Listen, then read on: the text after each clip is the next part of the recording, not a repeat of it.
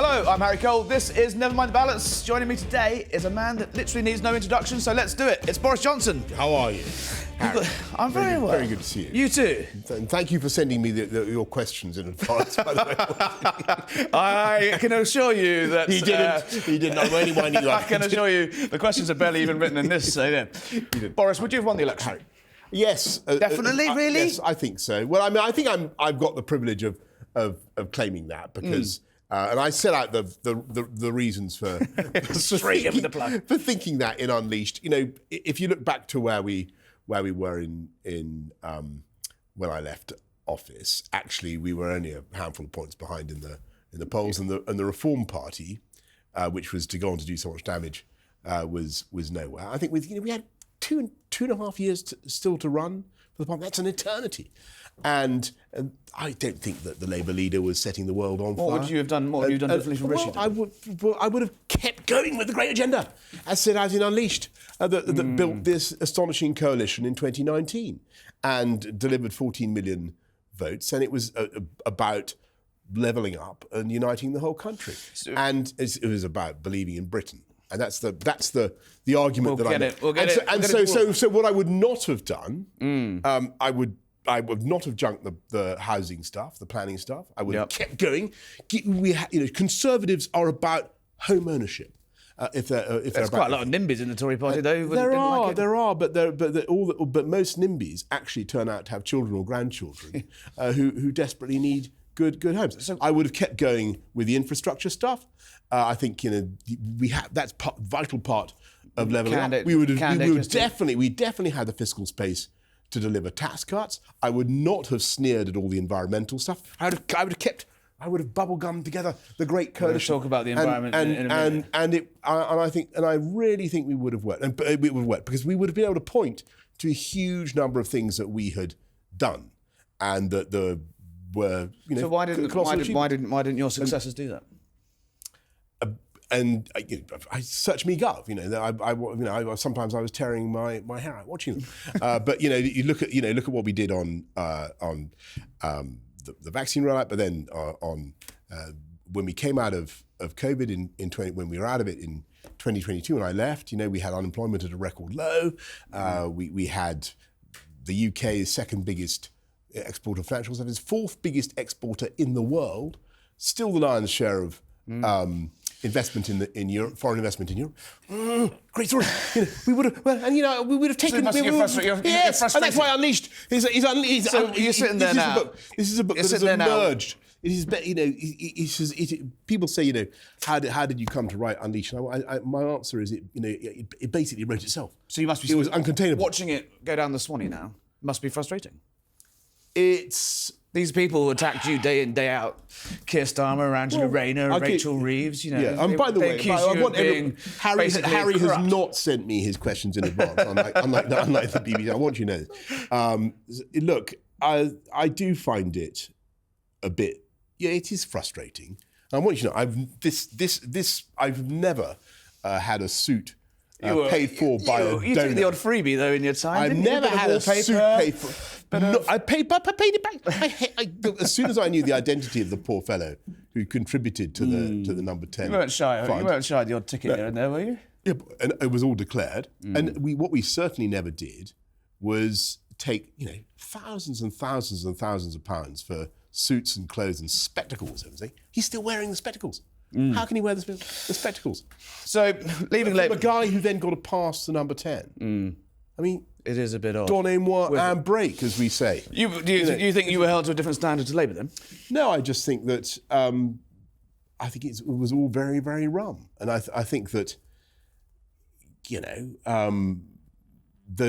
but much more important than that, I don't see the agenda of the government.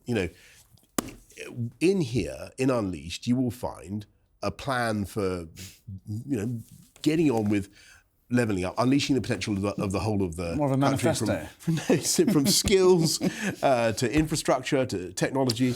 It's all basically there to fiscal policy, and that's, I think, what needs to happen, whatever party you support. Well, let's talk about some other parties. Obviously, leaving Labour aside now, you've had free hit on Keir. We'll let you have that one. All right. On the right, you've got Nigel Farage. you've got reform, you've got mass migration in this country, which under your watch spirals basically out of control. Let's you can understand why lots of Tories have deserted your party. Yeah, but let's deal with that, because it's perfectly true that when I was Prime Minister, migration went up and down. It went down dramatically during the pandemic. Of course it did, because you knocked us all up. Yeah. But then, so as we came out, what happened was that we had a nightmare where we couldn't stack the shelves and we couldn't fill the stations with petrol stations with petrol, and everybody was freaking out. I remember every business group, every department of state was saying we need more pairs of hands to get things done. That wasn't the promise of the referendum, no, was it? It wasn't the promise of Brexit. It was controlling our borders and limiting migration. Inflation is a huge destroyer of prosperity, of investment. And you're too young to remember the 1970s. I remember it was absolutely appalling. And you get into an inflationary spiral, and it saps the strength of the economy completely. It saps people's prosperity. It's a disaster. But you can see so we had to get inflation down. And yes, I would accept that for that year, 2022, the numbers were very high. Partly because we also had the Ukrainians, we had quite rightly a lot of people from Afghanistan, a lot of people from Hong Kong. Plus, the Migration Advisory Committee said, well, we needed a lot of people to help with social care. We needed a lot of stack shelves and all the things. We need to keep inflation. They've never knowingly told shut the borders those guys, do they? Now, of course, those decisions, in hindsight, we've learned. We can say, well, we got it wrong, or the MAC got it wrong, or I got it. I didn't actually authorise those. They were taken by. So you made it. But because of Brexit, we're able to get it right in future. But you can see why Brexit voters are confused by this, then, right? And when I was Prime Minister, that is an argument I believe we could have won with the public to explain why there was that abnormality, that post-COVID bump, and why Brexit enabled us to fix it. And I just, repeat my point. Reform was then on at or around 0%. Well, they're not on 0% now. And I know, but that's long after do you think the Tories should do a deal with Farage? Make it go away? I've tried to. You did do a deal with Farage. About 30 years ago, I went to a pub in Victoria with Farage in the days when you could smoke in pubs, and he was smoking, and we had a wonderful conversation. But and you did a deal with him in 2019. Introduced by a metal broker, a friend of mine, and we had a good old yarn. And he basically said, "Why didn't I join this thing called UKIP?" And I said, "No. Why don't you join the Conservative Party?" Which I thought was, perfectly good bunch of people.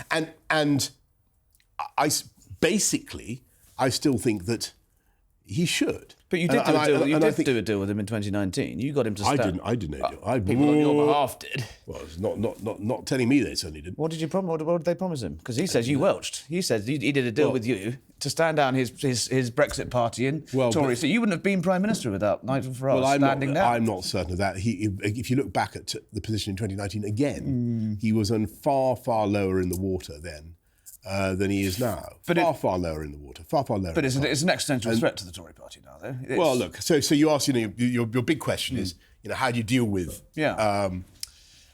And the answer is, a great party like the Conservative Party does not try to cannibalise another political party. We don't get our strength by monkey gland transfusions from other political parties. We don't do deals. The people that put you in Downing Street have flocked to Farage now. The way to do it is to do what I did throughout my time, and that is not to think about those people, that party. In fact, not to talk about them, but to think about the people, think about the voters, think about the frustrations of people. And people voted for Brexit because they felt they weren't being listened to. Yes. And they felt that after 2008, and yes, and they need to be talked to directly about what we're going to do. Well, I remind you, when I was running it, reform were on at or around 0, and we had a plan.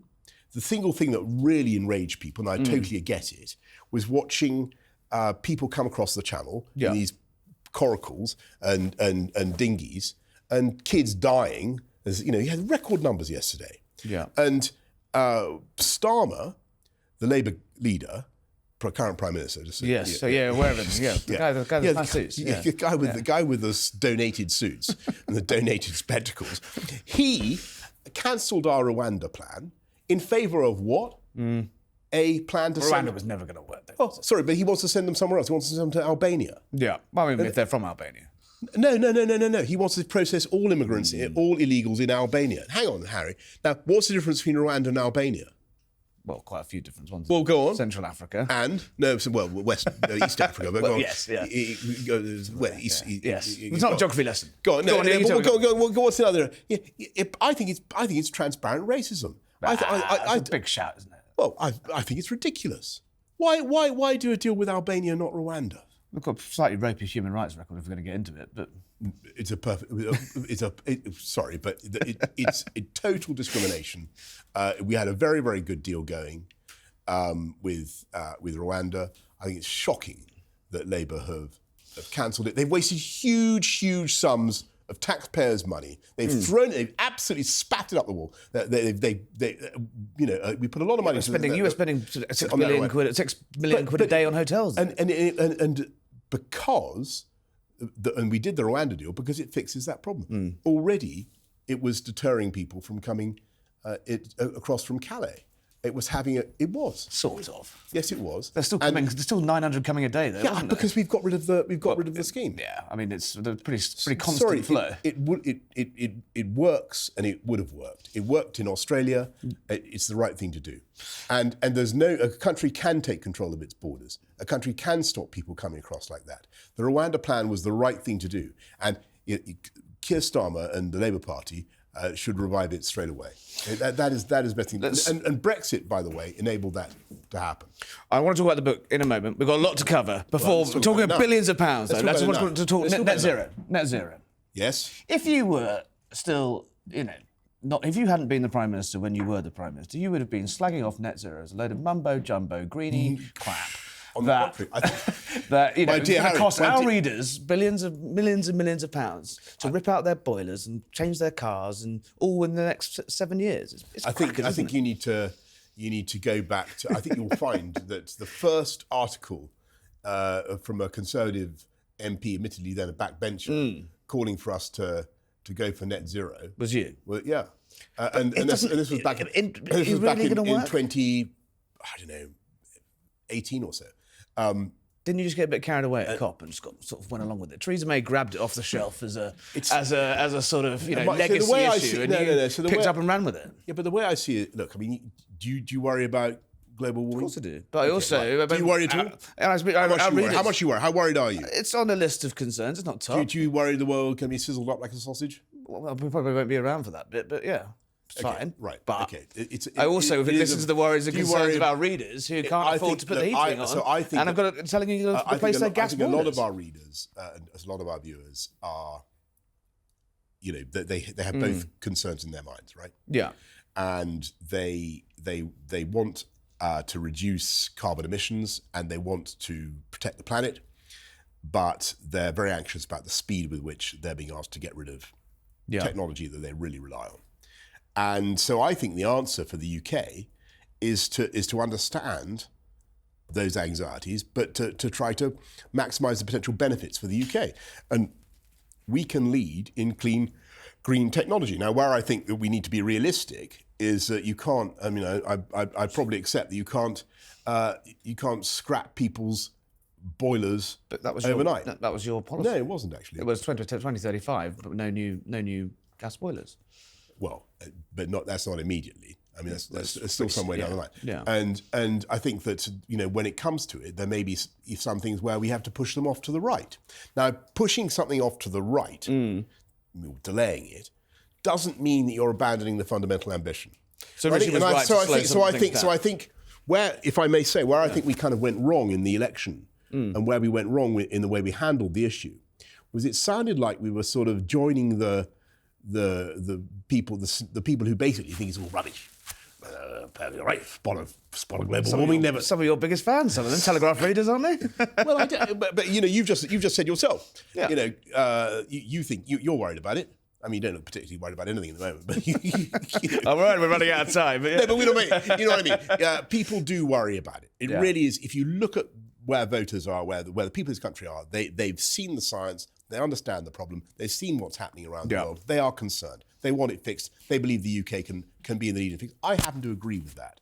I think there are amazing things we do. Now, I think that to be realistic with people is also sensible. And I think that very aggressive timetables for getting rid of hydrocarbons, getting rid of oil and gas and everything, it's probably pushing too far. That doesn't mean that it's not the right thing to do eventually. So what I'm saying is keep the destination, but be realistic with people. You're quite supportive of what the government is doing. They've taken your timelines and run with them, haven't they? The problem with our approach was it sounded like we didn't care about the destination anymore. Right. And so people, to win an election, you've got to own the future.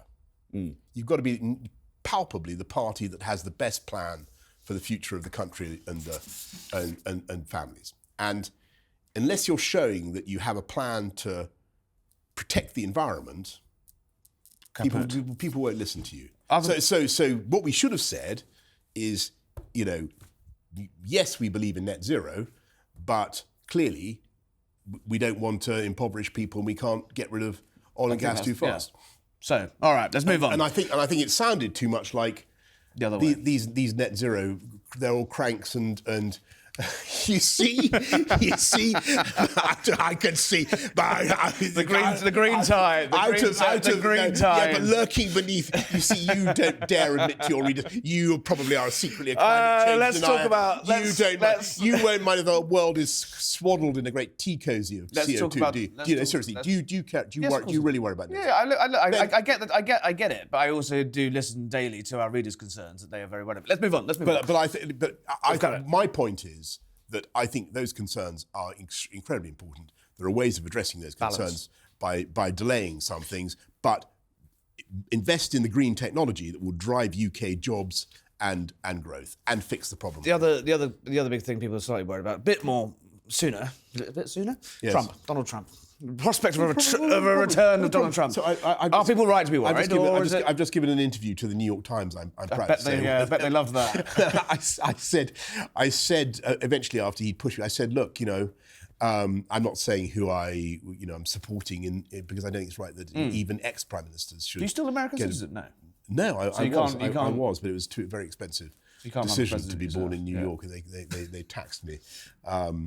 They taxed me on the sale of my primary residence, even when I was mayor of London. Anyway, so no, I'm not. But I don't think we should take sides in a friendly country. But you worked up close with. But what I did say to the New York Times, which made him boggle and gave him his headline. Actually, I better not say it because you get to print it. No, I can't. No, when you come in, it'll be fine. When you come it's fine. It's a different country. No one. What day is it? When's this port? I've just realised. But yeah, you've worked with. I don't want to scoop. I don't want to scoop this guy. So what else? You've seen him up close. I have reason to. I am optimistic about the possibility of a Trump presidency. I really am. Your main Zelensky's not very happy about it, is he? No, but that's not true. You see, I talked to them quite a lot, and I talked to Donald Trump's team quite a lot, and they had a really good meeting in New York. And so, just for our viewers, what I would say this is incredibly important. I think that people, the sort of left liberal stereotype of Trump is on foreign policy is really wrong. I think that he, when he was in office, he was strong, he was robust, he did some difficult things. You'll find it in Unleashed on Syria, on Iran. And on Ukraine, the Democrats didn't give javelins to the Ukrainians, the shoulder-launched anti-tank weaponry. Trump did, right? But his party is pretty anti. Right, but when you've got to ask yourself, Harry, is Donald Trump going to want to begin his presidency, the first few months of his presidency, by making Russia great again, or making the Soviet Empire great again? But we read today in Bob Woodward's book that he's on the phone to Putin 7 times since he's left office. Yeah, but I just repeat my point. He wants to make America great again. But he wants a peace deal. He's on the record saying he wants to bring them to the table. We all want a peace deal, but the only way to a real proper peace deal is Ukrainian victory. And I think that he gets that, and I think the logic of America's position, any incoming US president's position, is going to be keep going, give the Ukrainians what they need, what I think is potentially encouraging about Donald Trump is I think he has the strength to change the dynamics, like giving them the javelins, right? Yeah. Or, like expelling 60 Russian. You seem pretty confident that it'll be okay. You think he's going to win? With Trump? Your guess is it's obviously a very tight race. Yeah. But you also had a very good relationship with Biden as well. I did. AUKUS and various other things. I think Trump's got a very good chance, to be honest. I think that he's probably under poll, and When you talk about the book, I promised you would talk about the book. Yeah. So the book is really. No. I have some questions here. I see. Sorry. I've read it. You haven't. I have. Well, you've skimmed it. You speed read it. I don't think. Yes, go on. I urge all our viewers, or both our viewers, It's volume 1, isn't it? There's room for a sequel there, isn't there? It feels like it sort of ends on a. You want more? Well, I mean, what's next? That's the thing. You've pulled your punches in that book as well. You could have settled a few more scores. No, but what I wanted to set out was a book about believing in Britain, believing in the potential of this country, believing in Britain constitutionally, believing in our ability to do things differently, and that's why I really. Manifesto for a comeback. It's about why I think any politician, any political hue, any party should stop running our country down and think what we can do positively. And I think that we have amazing potential, and we are listened to. We had world leadership on the issue of Ukraine. We need to get back into that position. We need to believe in ourselves there. I think that we need to get back to levelling up. I think that was the right agenda for the UK. Yeah, totally. Believe in the potential of the whole of the UK. It's my alarm. That's right. It's time for afternoon lobby. Is it normally time? Is it breakfast time? It does feel like there's 3:30 in the afternoon. Harry Cole is getting up. Unbelievable. And why don't you tell us about your normal breakfast routine now? Lightly boiled. Why don't you tell us why you in every interview you've done?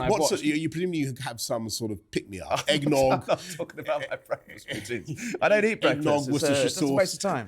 What do you? Coffee. That's what you need. In every interview you've done, you're refusing you got back to home at 4 a.m. You set the alarm clock for 3:30. You're refusing to rule out a comeback, aren't you? No, look, I make it very clear in the book that anybody who seeks an answer to that question will find it here. Do you think you have a chance? One day, emulating your great hero Churchill and having another crack. My view is that, as I said before, my chances of being Prime Minister are about as good as being reincarnated as Olive or blinded by a champagne cork or locked in a disused fridge. And 38 people were blinded by champagne corks in a year, according to a survey. And in fact, champagne in the UK? Actually, it was in Italy, but they have because of Prosecco. Yeah, really, is Prosecco. And a study Prosecco corks as lethal as champagne. 50 miles an hour they come out. I think that's the kind of thing that you might test late at night. But a study, I think you were the one drinking champagne at your party last night. Some of the London clubs that you frequented. A study published in 2005. A study published in 2005 goes further. Champagne corks were or a champagne cork. Why didn't you find the 20% of eye injuries in 2005 were from bottle tops and champagne corks? In Italy or this was in the US. So what I'm saying is, it's not a zero chance, is it? Really? You're saying that you're going to be blinded by a champagne cork. Those odds seem quite high. Well, there you go. Well, I'm grateful to you for those suggestions. I will meditate whether I need to supply further impossibilia. To make my point. But look, I think the serious point is am I frustrated about the way things are going now under Labour and Keir Starmer? Yes, I certainly frustrated about how things went. So if I look at what he's doing with huge bungs to the unions, tax increases coming, giving up sovereignty over British possessions like Chagos, I think it's a disaster. From reading taking us back into the EU single market, being run as rules takers. Rules takers. It's a disaster. Talk about some of the stuff in the book. It feels to me like you had the hopes and dreams of 17 million Brexiteers, 14 million Tories, whatever you got in 2019. January 2022, you were standing on the precipice of greatness. You sort of seemed to say, and then it all just went wrong. Yeah, and if you ask me, do I regret it? Of course, I wish things were different. I wish I was still able to gloss give him a chance to say gloss over a lot of it in the book, though.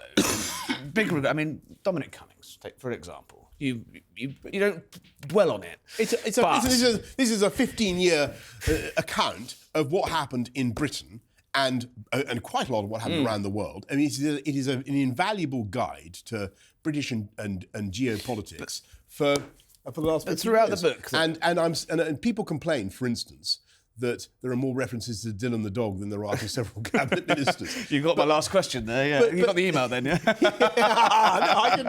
No, Harry, I want to repeat, I've not had advance sight of your question.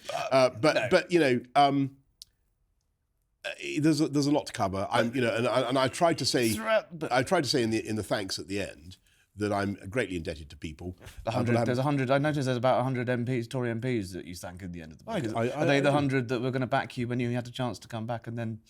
Well, I think there were certainly people who were kindly and supportive. Why you had a chance to come back in October 2022? Yeah, but because I thought then that the party was still too sort of jangled by the whole thing, and they'd been through a lot. Did you have the names? Did you have enough? Yeah, I did. Yeah, absolutely. Really? Yes, absolutely. Promise? Yes. What did you? You did that weird summit on Saturday night with Rishi in Tom Millbank Tower. Yes. What did you say to him? Yes, was it the first time you'd seen him since he? I think it probably was. Yes. Did you bring it up? No. I just said I thought it would be better if he gave me a chance to pull it all together and fight the election. I thought in the end I was a pretty seasoned campaigner. And he said, and I thought that I'd be best placed to deliver on the mandate and take our troops into battle. And I actually still think that was right. And he said no. And I think probably you might find a couple of former Tory MPs who agree with that. And I think it was a pity. It was a pity. You get knifed quite a few times in that book by Michael Gove, by Dom, by Sue Gray, by Rishi Sunak. You always seem to be the last person to know. Why is that? Because you could see all of these sort of plates moving and coming into sort of. When you're prime minister, you're incredibly busy. You're leading the country. You're dealing with a lot of stuff, and you just and this was my failure, I assumed that people would see it the way I saw it. And I assumed that people would get the point that we'd had a fantastic mandate in 2019. So you should have been more ruthless. And that I was best placed to deliver it and that they wouldn't do something so dumb. That was what I assumed. And I think my problem was, one of my many failings was that I'd been conditioned by my career as Mayor of London. And we got a huge amount done in London, but I got it done in a way that was very executive and monarchical. And I didn't realise that you had to spend, it wasn't like you had to spend any time worrying about your backbenches. Yeah. And COVID, so, why didn't I know, to your point, I couldn't see physically our MPs for a long time, right? There was a long period when I couldn't. Well, there are lots of new 2019ers who basically arrived and then as soon as they got here to Westminster, as soon as they got to Westminster, they were all locked up and getting bombarded with stuff on Twitter, and I wasn't really able to engage, and I blame myself for failing to compensate enough, and I don't think I think that people got very susceptible to some of the Twitter storms when the stories too wet, too weak. Well, no, I don't blame them. I think journalists get it. I think you will come under savage attack for not having. I've upset Taylor Swift fans today. So is that what in the hell? Honestly, how on earth can the government give blues and twos to Taylor Swift. Did that really happen? It did. It's on the front page of the Sun. So I saw it. true. Of course, I read my Sun, but I mean, I'm sorry. Yes, no. Is that true? Yes, her mother phoned up the. Is that your story? Yeah. Well, me and Mike Sullivan, our brilliant crime editor. It's a fantastic story. It's a fantastic story. Yeah, absolutely unbelievable. It's astonishing. Why would you give a pop star? Why would you give a pop star, security protection? I mean, it's ridiculous. She's billionaire. She is loaded. Exactly. Why can't she? Just while we're on the book. I think that's absolutely. So let's go back. You to do the book. accept. So you do. I mean, there's a melancholy in that book that you don't. This is a very. There's some very laugh out loud moments. I'll give you that. But there is a melancholy in it. The sadness of Rishi's fallout. You don't really, as a side, you don't really get in interviews like this, but. It's sort of accepting you are the architect of your sort of own downfall. But also, No, I was sad about Rishi. I really was, and because I think he had great potential. Did you not see it coming though? Well, it's occasionally it's like it's like in Jurassic Park when you're driving along and you sort of glimpse something in your rear view mirror, and then well, actually not Jurassic Park. It's very scary. They see a dinosaur, but you in a film where you glimpse something in the bottom of the screen. And then you forget about it. But I kept thinking, is there some issue here I have to deal with? And then I would just have to when you're Prime Minister, you're working flat out, full time, on a lot of. But you took your eye off the politics then, is what you're saying. And beware of a young man. So I assumed that the agenda, which was a great agenda, levelling up, believing in Britain, doing delivering on all the things we were doing, was so obviously much more important. But the regret and winning the next election was so obviously much more important that I thought that they wouldn't. I thought that. Do you regret they going to war with people like Cummings? And you throughout the book, you say you realised that he was briefing against you and leaking almost immediately after the 2019 election. Why didn't you just fire him? Well, no, I explained that in some detail because I didn't realise. I saw the stories. But you didn't. But I didn't. But once you realised, I did. Yeah. You then. Yeah. Because the thing that went wrong, the scales fell from my eyes completely, and I realised it's like in Alien when Ash emerges as a robot with and that was when it turned out they were briefing against Kate Bingham. Who is running the vaccine task force, and the heart of this book, Unleashed, is a story about how we took back control of our country, our borders, and our money, but also above all our laws and our regulation. And what nobody has been able to contradict in this account is that Brexit, for all the rubbishing that you hear now about Brexit, it was Brexit what allowed us to license those vaccines faster than any other European country, weeks and weeks faster. And 27 other countries, EU countries, stayed with the European Medicines Agency. The UK, Brexit Britain, went ahead first. Hang on, Harry. Brexit, I was there, I remember it. Brexit Britain went ahead. So by March 2021, we'd vaccinated 45% of the UK population. Probably almost 100% of the over 80-year-olds by then. Huge degree of protection for the elderly and vulnerable people in our country.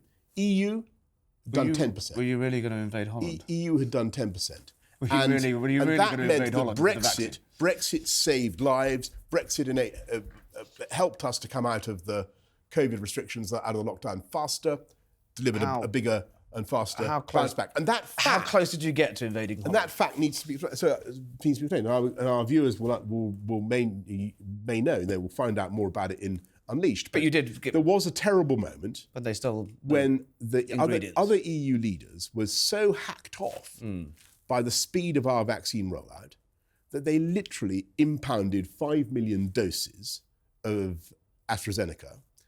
Of our AstraZeneca that was in our supply chain. Would you actually? How close Holland. were you actually to? And I wasn't going to invade, but we did plan a nocturnal raid. Did you ever just think, hang on, what the hell are we doing here? And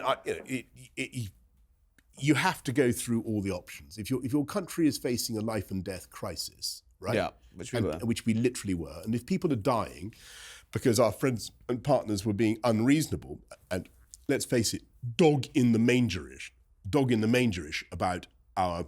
They kept slagging off AstraZeneca, right? They kept saying it was quasi-ineffective, right? Your impressions of Macron litter the pages of that book. They, I don't think they actually used those doses themselves. Certainly not during the critical time. All they wanted to do was to slow down our vaccine rollout, and that, for me, was completely reprehensible. So I had to look at all the options, and yes, we did consider, sending ribs up the canals and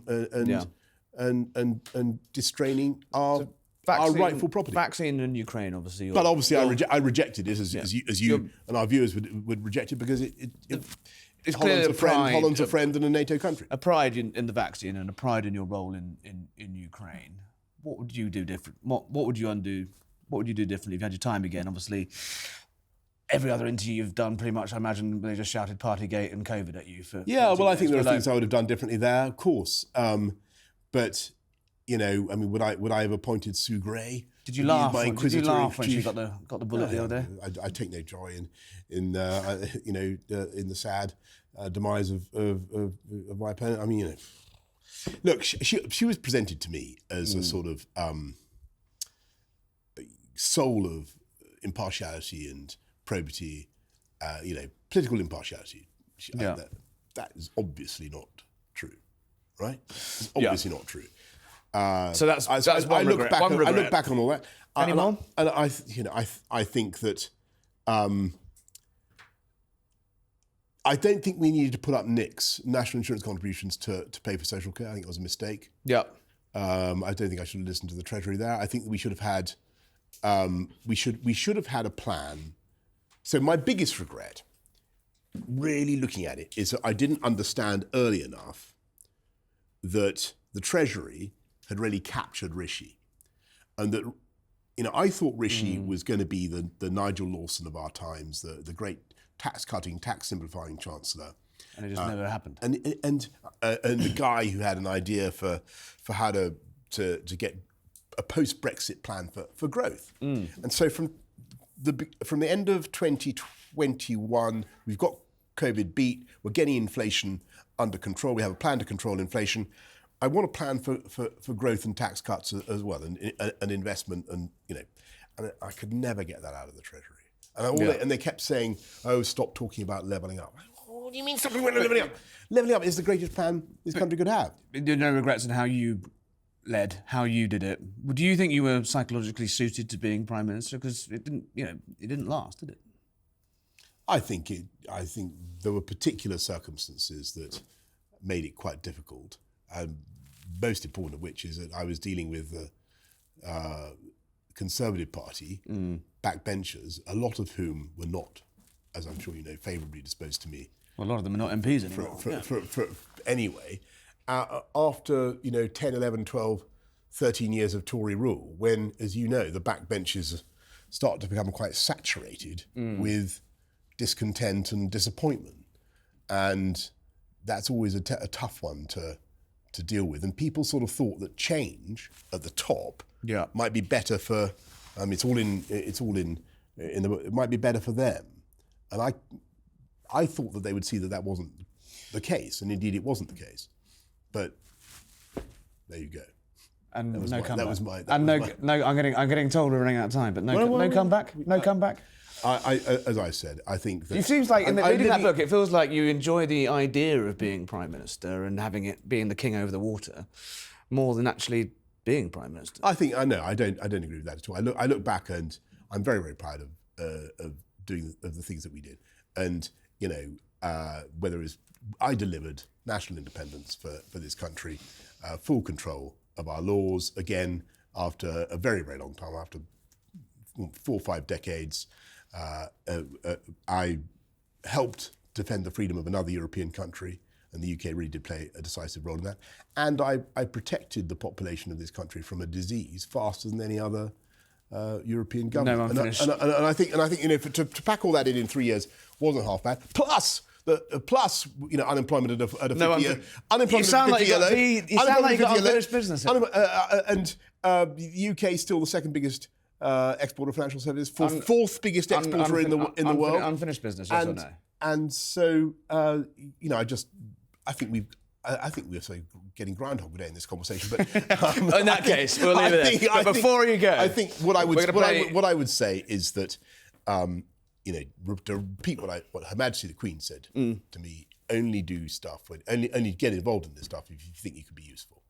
Before I let you go, thank you very much for coming on Never Mind the Ballots. We are going to play a game. Never Mind the Ballots. Which is called the Boris Johnson Quickfire Page Lead Generator. Oh, yes, come on. Which is the fun ones. We've done Holland. Are you invested? What's this uranium thing? Because even I think your closest friends would say putting you in charge of nuclear stuff is quite a... I was in charge of our continuous... Are you now a uranium miner? I was in charge of our continuous at-sea nuclear deterrent.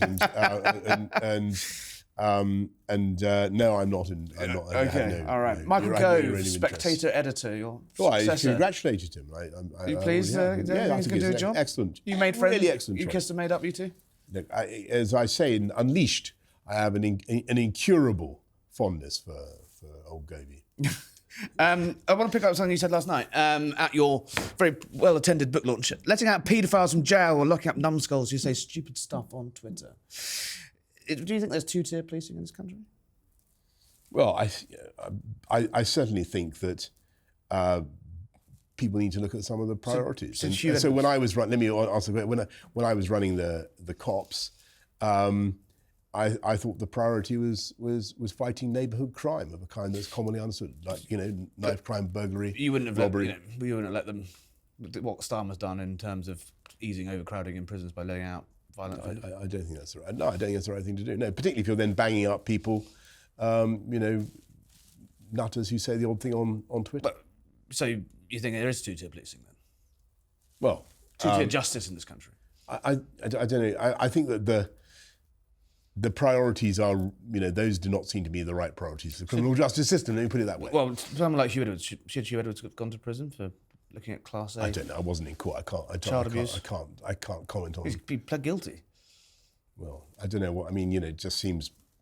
I don't know, matey. Well, you probably know more about it. All right. You probably know more about it. And I'm just going to get. I think you should come down very hard on those people because what they're doing is feeding a trade that dehumanises and gravely injures the most vulnerable people. Son newspaper couldn't agree more. Just one more question while you're here, and this is live breaking news, which is going to be a bit weird because this is going out on Monday. Oh my God! James Cleverly has been eliminated from the Conservative leadership race. It is Badenoch 42, Jemrick 41, Cleverly 37.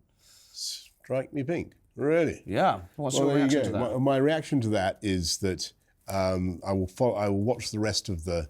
Who are you backing? I will watch the rest of the proceedings with great interest. And I think that, by the way, that James has been, as was Tom, an excellent contestant. And James and I go back a long, long way. And I've been a friend of his for many, many years. I wish him all the best. But I wish the two finalists. Do you agree with Jemrick there should be an ECHR? We should leave the ECHR? We're going down another rabbit hole there. Rabbit hole. I'm already on the record on that. Yes. Harry, Boris Johnson, thank you very much. Very good. Sorry to get you up so early, Harry. Sorry to get you up so early at 10 to 4 in the afternoon. It's actually Monday morning, but never mind. Boris Johnson, thank you very much. Thank you for joining me. This was Never Mind the Ballots. Remember to subscribe, youtube.com/@thesun for more episodes. See you next time. By Unleashed. And by Unleashed.